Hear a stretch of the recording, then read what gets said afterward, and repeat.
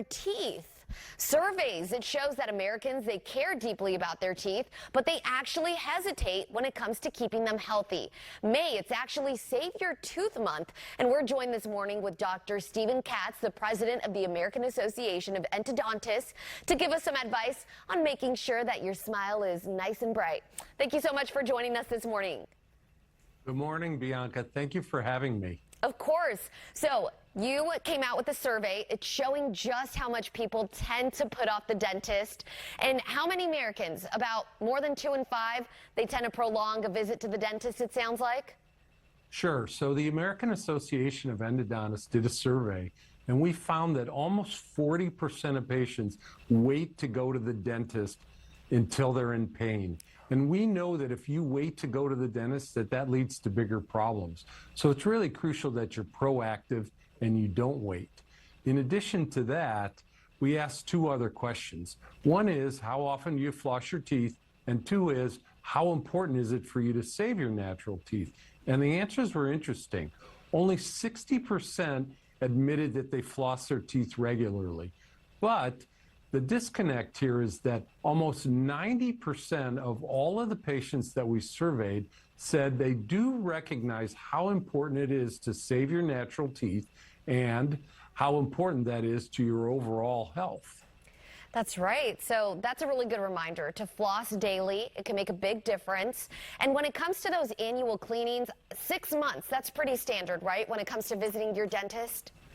That is pretty standard, Bianca. There are some people that need to go more often than that, and your dentist will indicate if that's the case. But for most patients, if you go twice a year, that's adequate to keep your teeth clean. But again, in addition to that, you need to do your own work at home.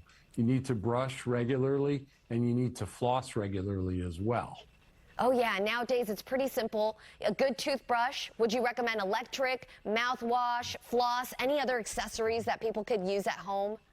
Well, I think whatever accessories you wanted to use, whether it be a water pick or electric toothbrush, it's advantageous. It certainly doesn't hurt, but it's not necessary, and all patients don't have access to or don't want to use additional devices, and it's not important. What's most important is that you have a daily routine of flossing and brushing. The key is, again, to be proactive, so you don't want to wait until you have a problem. But if you do find that you're having swelling or pain, or if you break a tooth, that's really the time to see an endodontist. Oh yeah. So you mentioned an endodontist. What's the difference between an endodontist and a dentist? That's a great question. Thank you for asking, Bianca. So an endodontist is a dentist, but we have 2 to 3 years of additional training and education in the diagnosis and treatment of tooth pain. And so we do that through root canal therapy and through additional procedures that are related to the root canals. Oh, there you go.